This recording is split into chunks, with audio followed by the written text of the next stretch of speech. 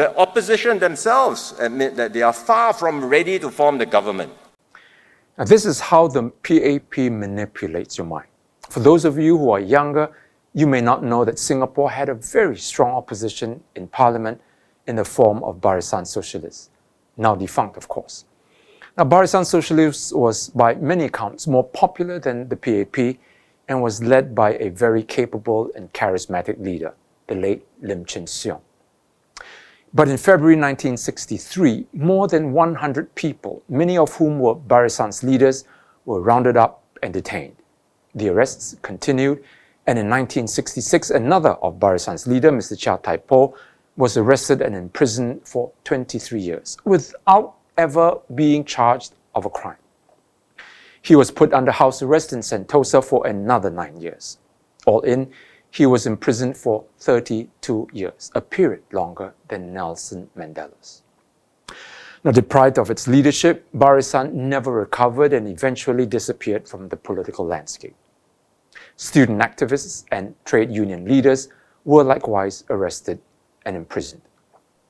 Now, you can well imagine that Singaporeans since then had developed a fear of voting for the opposition, much less join an opposition party.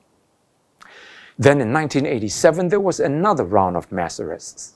This time, a group of social activists were fancifully accused of being Marxists, conspiring to violently overthrow the government. They were, like the Barisan folks, detained without trial in an exercise called Operation Spectrum. Vincent Cheng, a Catholic social worker, had labored tirelessly to speak up for the working poor in Singapore. He was fingered as the ringleader of the group, arrested and tortured by the ISD, and eventually forced to confess to his crime.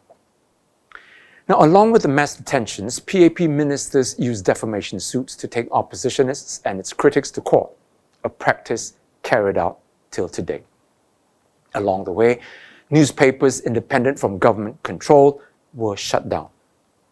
In 1974, the Newspaper and Printing Presses Act was introduced that effectively gave the PAP the power to grant and deny permits to publish newspapers.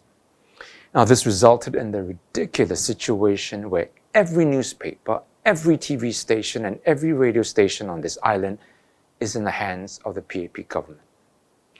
The only other countries that I can think of whose mass media are so utterly controlled are the communist ones. Now, not only did the PAP destroy the opposition, civil society, and the media, it turned to intimidating voters.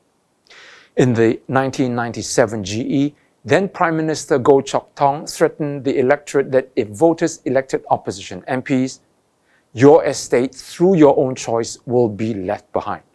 They will become slums. Their estates, the PAP warned, would not be given priority in the HDB upgrading program. Today, the PAP wields almost complete control over the entire political process.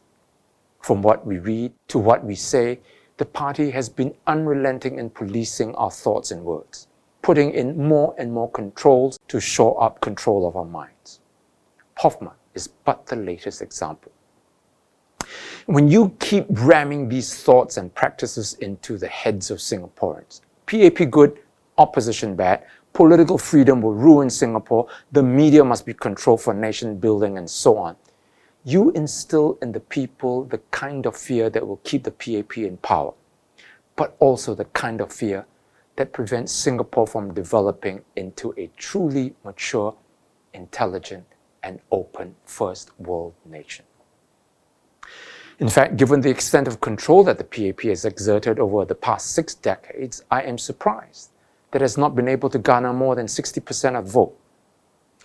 Well, this is because more and more Singaporeans are beginning to see through the ways of the party, and they are becoming more and more resentful. How did this come about? Social media. Videos like what you are watching right now has made a difference. I've met so many of you who have told me that it's because of watching videos like this that have opened your minds and made you realize that you have been misled by the PAP all this time. And this is the reason I keep asking you to share my videos as widely as you can. We cannot allow the PAP to continue to control the narrative in Singapore. After all that the PAP has done to the opposition and the electorate, PM Wong now has the gall to tell you that the opposition doesn't dare to say that we are capable of governing Singapore. They say that partly because they know that Singaporeans will not support them if they openly declare their intention to govern. First, you break your opposition's legs. Then you tilt the field against the opposing team, and then you keep shifting the goalposts. After you do all this, you tell everyone that your opponents are incapable of winning the match. Tell me, does this not insult your intelligence?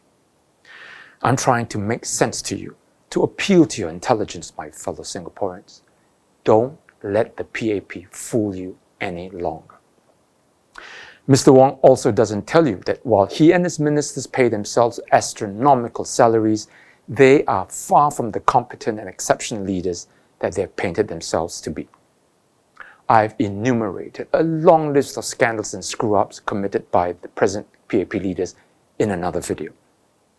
The latest apology by Ministers Josephine Teo and Indrani Raja over the Accra lapse involving the government's decision not to use masked NRC numbers is just the latest incident. On the other hand, it is clear that the PAP has followed the opposition's lead when it comes to policy ideas. Ideas like what SDP had advocated: abolishing streaming, introducing universal healthcare, enacting unemployment insurance, raising income tax for top earners to help the poor, and so on, all without acknowledging our contribution. But here's the real issue. Ignore Mr. Wong's taunt about the opposition. He's just being silly. What Singaporeans must focus on in this coming GE is this: the cost of living and your quality of life. Ask the really important questions like, why is life so tough and stressful for ordinary citizens? Why did the government increase the GST when inflation is already so high? Why is there a need for Singapore to bring in more and more foreigners when this island is already so crowded? Why has public housing become so expensive? Why are PAP ministers multimillionaires while half of our population feel that they cannot achieve financial freedom? These are the real issues that are most important in this coming GE. Now think about what I've said, my fellow Singaporeans. This country's future, your children's future rests in how intelligently you think about the issues and how you vote in the next GE. Again, I beseech you, help me spread the word by sharing this video and hitting the follow button. I cannot emphasize enough how important this is. In fact, we need you to do more than just share this video. I need you to volunteer and become an SDP change maker. The elections are only a few months away, and we need all the help we can get. Come to our party office on 18th January, and we'll take you through what we need you to do. I'll post the details in the description below. It only leaves me now to wish you and your loved ones, from all of us at the SDP, a very Merry Christmas and a Happy New Year. May 2025 be a meaningful year for our nation. Take care, my friends. I'll see you next year.